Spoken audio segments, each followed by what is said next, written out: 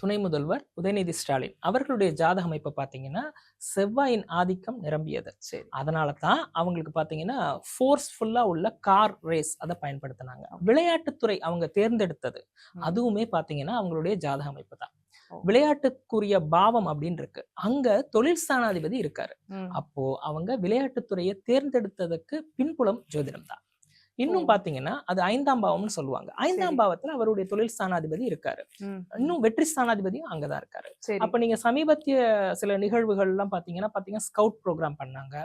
விளையாட்டு வீரர்களை ஊக்குவிக்கப்படைய விஷயங்கள், கபடி அது மாதிரிலாம் நிறைய பண்ணாங்க.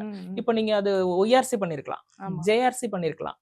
ஆனா அவங்க ஸ்கவுட் பண்ணாங்க. ஏன் அப்படின்னா அது நீல நிறத்து ஆடையை உடுத்தி மாணவர்கள் வந்து வலம் வருவாங்க.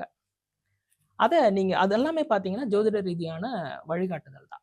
இன்னும் பாத்தீங்கன்னா சில பறவைகள் அஸ்வினி அப்படின்னு சொல்லக்கூடியது வந்து அவங்களுக்கு சாதகத்தாரை அப்படின்னு ஒண்ணு உண்டு. அஸ்வினிக்கு பாத்தீங்கன்னா கிளி மூலத்துக்கும் பாத்தீங்கன்னாலும் கிளியோட தன்மை வரும். சரி.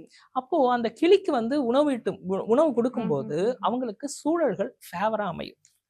அப்போ அந்த பூங்காக்களுக்கு போகும்போது அவங்களை வந்து அந்த விதைகள், தானியங்கள் அதை கொடுக்குற மாதிரியான சில காட்சிகள்லாம், புகைப்படங்கள்லாம் வெளிவந்திருக்கும். இதெல்லாம் பாத்தீங்கன்னா மறைமுகமா செய்யக்கூடிய பரிகாரங்கள்.